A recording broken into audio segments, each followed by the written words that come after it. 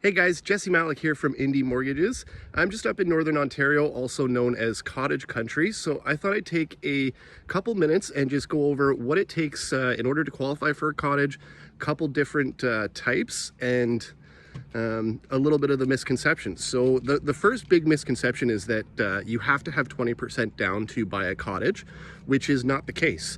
Under the second home or vacation home program, you're actually able to buy a property with as little as 5% down. So like I said, there's two types of cottages. The first is, to keep it simple, they call them type A and type B. Not too complicated there. But so the first type A, you can actually buy that with as little as 5% down. Those properties are basically full year-round property. So it has to be permanent heat source.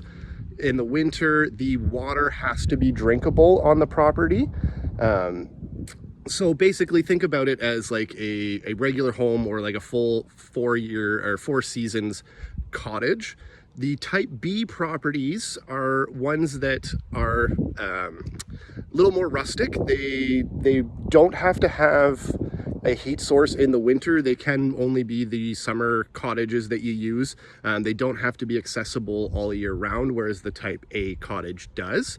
In terms of water, it does have to have running water, but it doesn't have to be drinkable, whereas the type A does have to be drinkable. So for the type A, you can have just a water osmosis machine at your house. So it's not that it has to be on municipal, but that obviously is a little bit better.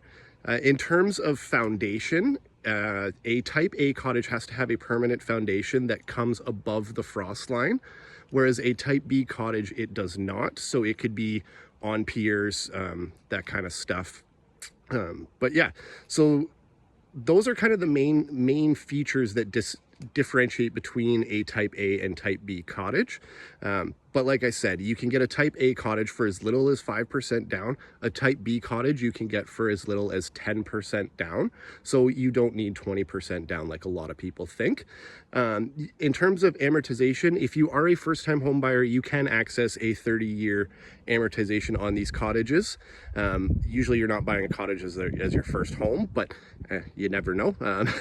Maybe your spouse has a house that they bought before you guys got married, and now you're buying a cottage. If you did want to access 30-year and you're not a first-time home buyer, you do have to put 30 or 20% down to get the 30-year. But that again saves you some money in default insurance fees. So obviously if you have any questions, feel free to reach out. I'll put my contact information in the description below. But again, it's Jesse Malek from Indi Mortgages. I hope you guys have a great day.